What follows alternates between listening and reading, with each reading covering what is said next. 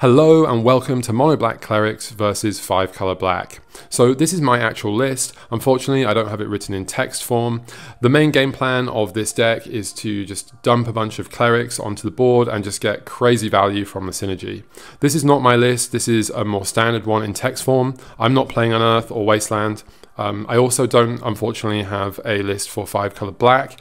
It's very similar to this list, except it is playing 5 colors, so has access to Swords to Plowshares, Lightning Bolt, and an Enlightened Tutor package for things like Standstill and other useful things. If you'd like to find out more about the pre-modern format, please do check out my channel. I've got lots of deck techs on there. So I'm trying to make these videos in one take, so apologies if there's any umming or ahhing. I just want to get as much content out there for you to watch as possible. So here with the Cabal Therapy, because opponents played a Sarcomancy, I think the two most likely things I should guess are Dauthi Slayer, I believe it is. There's a few Dauthis, and Carnophage. So we can see here I was pretty spot on. Unfortunately, I named the Slayer and he had the Carnophage, but you know, that's how it goes sometimes. I think, you know, Slayer is much more difficult to deal with because you can't block it because it has Shadow. And you can see the opponent's mana base here. It has City of Brass, so it can cast some of those 5 color spells. And you see the Standstill coming down now. So as I've taken a mulligan and my hand is actually terrible, I'm not so disappointed with this Standstill because I believe at this point I'm just drawing lands and just a bunch of dead stuff. Like Snuff Out is actually a dead card in this matchup because it only kills black creatures and there's only black creatures in his deck. So I'm quite content here to just, you know, just keep tapping the City of Brass, which deals him damage, and just taking 2 every turn. My deck can have some very, very explosive turns. So that's what I'm looking to do here. I'm looking to draw into some explosive cards and then just, you know, just put all of that stuff down on the board and try to kind of negate the tempo effect of this Standstill.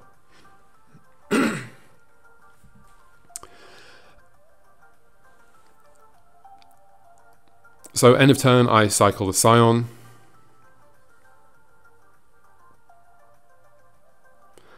And let's see if it's time to break the Standstill.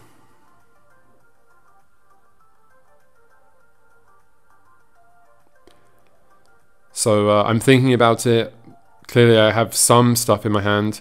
I decided to just wait one more turn. I just haven't quite drawn out of all of these lands and stuff that I unfortunately had to mulligan into. So here I decide to break the Standstill with a Duress. Duress is usually a good card to break Standstill with because it allows you to, you know, take the pick of any of those good cards that they draw. So you can see there is a Dauthi Slayer in there. And I take Swords to Plowshares. And then Dark Ritual into Priest. So here we see the explosive nature of the deck. I think about what I want to do here. And you can see there's 2 cards in my hand. So let's see. Yep, so I play 2 creatures. I have the Scion here with 3 creatures, but I actually get very greedy with this Cabal Therapy and take his Withered Wretch. The reason this is super greedy is because you can see I just played a Cursed Scroll. In his hand he has Bad Moon, which pumps all black creatures, including mine. So I think, oh, you know, that will pump my creatures as well, it will be fine. Actually, this is a huge, huge mistake. I think I should have allowed him to keep the Wretch and remove the Scion. You know, that combo, it's very good in this matchup, but I think, you know, it's too much work, especially when I have an active Cursed Scroll that at this point it can kill all of his creatures. Now he's played Bad Moon and the Cursed Scroll can't kill the creatures anymore. So I think in this case I really got far too greedy and it's really, really going to cost me. Not only did it cost me a creature to take out the Wretch, so I mean that's kind of like a 1-for-1, it totally wasn't worth it.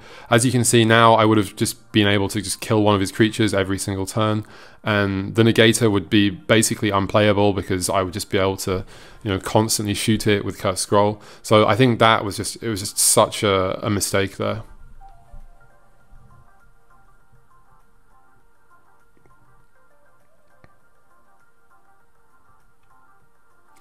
So I'm not exactly sure what happened there. I think I flashed back another Cabal Therapy.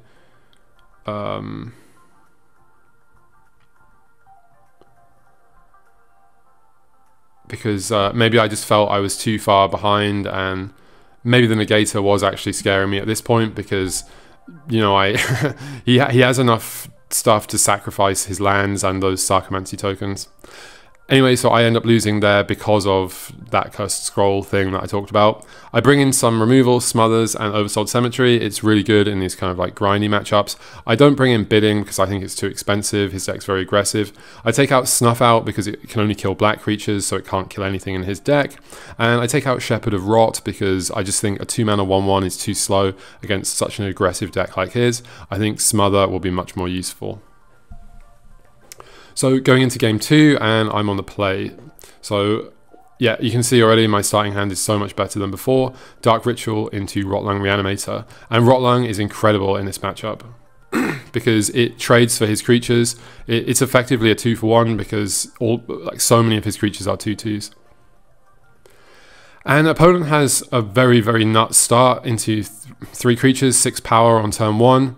It looks like opponent's ahead, but actually I'm ahead here because I effectively have 4 creatures in play because of Rotlung.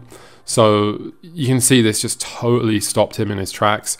Most other decks would be getting absolutely pulverized by these 3 creatures on turn 1 from opponent, but just thanks to Rotlung, we're totally safe here.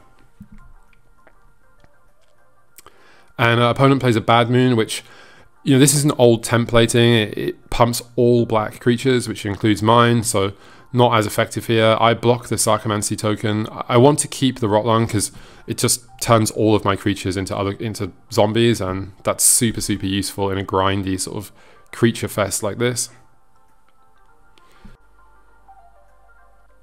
And because our opponent has 2 creatures that require an upkeep cost of 1 life, I'm very comfortable here going on the attack, especially as the Rotlung means any block that I make is going to return my creature as now a 3/3 because of the Bad Moon.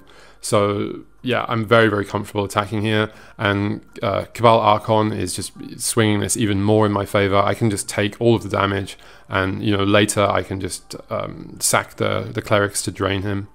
So opponent realizes this. He realizes that, yeah, it's probably not good to attack on this board because I'll have him dead next turn unless he has more stuff to play, which he doesn't.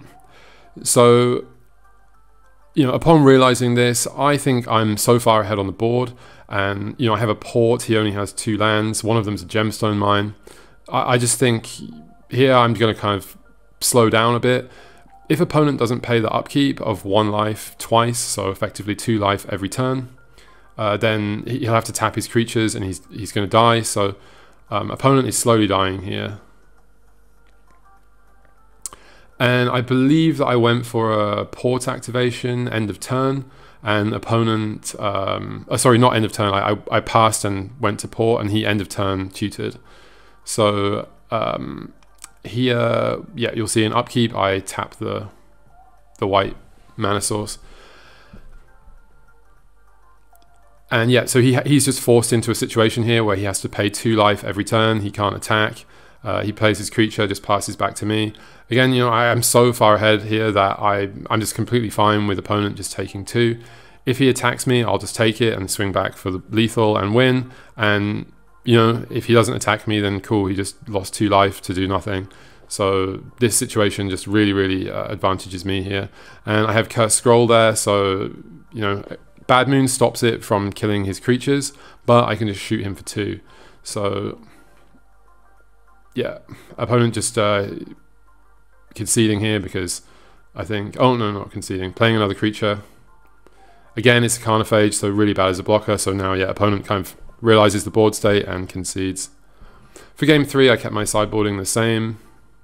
I was considering taking out Cursed Scroll because of the Bad Moons, but I just think it's so good if he doesn't have a Bad Moon, and I really messed up in game 1, so otherwise you would have seen how good it could be. So yeah, I just thought it's worth keeping in. Starting off with a Duress, and opponent has, I think opponent did mulligan here. Opponent had a good hand if he can draw a 3rd land. But we're going to see, I have Dark Ritual into another Duress for the swords, and Cabal Archon. So here I'm just gambling on opponent not drawing a land, and you know, I think that if opponent even does draw a land, he has so few permanents that the negator is not going to be too scary against my super grindy creatures. Unfortunately for opponent, I drew a Cabal Therapy and absolutely devastate his hand here.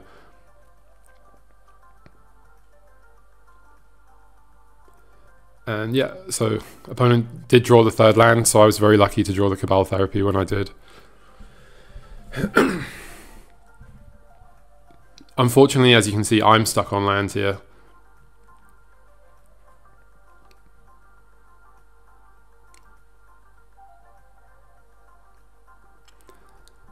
And I decided to just port the swamp in upkeep, and yeah, opponent plays a Douthie.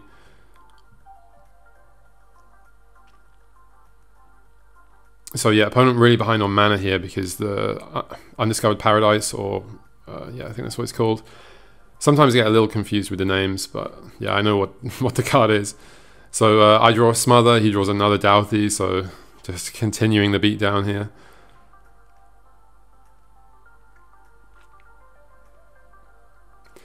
So currently this is just a race as to whether opponent can kill me before I can effectively play my resources. Being stuck on 2 lands for such a long time, it really put me in an awkward position.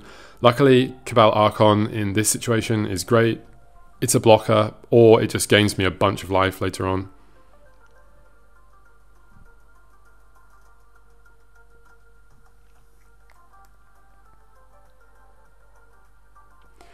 So because I have the Cabal Archon, I don't want to trade it. I'm willing to go down on life a little bit. Opponent does have Lightning Bolt, but I'm on a high enough life total and I have another Smother, so I think I can take some damage. And you know, the Cabal Archon it's just going to get me very, very close to stabilizing. As long as I have enough black sources and enough creatures in play, then you know, I'm totally fine. I asked to look at his graveyard to see how many bolts have gone. So I see he's only used 1, so this is where I'm starting to become very aware of that.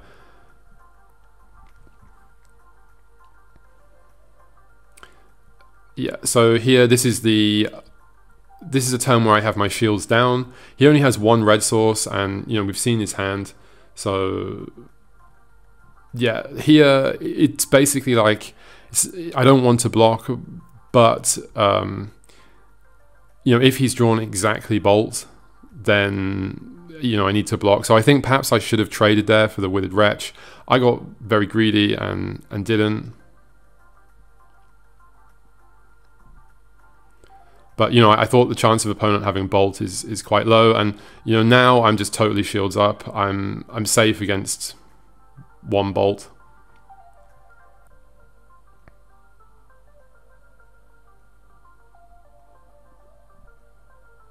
So in upkeep, I'm porting the red source.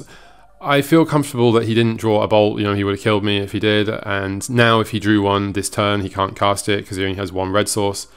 Because I've done so much discard, you know, there we see I traded with the Wretch. I should have done that the turn before. I absolutely should have done that the turn before. I just got a little bit greedy there. I mean, this whole matchup, you can see I got very greedy in game 1, so that's something that I should probably consider. Opponent has drawn a bolt. Luckily, I can just sack a Cleric.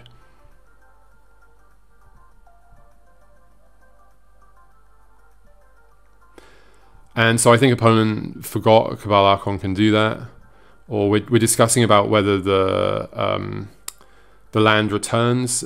It doesn't. It returns at the beginning of your untap step. So this is upkeep, so it won't come back until next turn. Even if opponent had another bolt, it wouldn't change the maths here because I could just sack another 2 clerics. So I'm very safe from bolt here. I actually think opponent has drawn another bolt, and you know, it turns out he has, so I Cabal Therapy him. And yeah, there we go, Clerics 2-1. Thank you for watching. See you next time.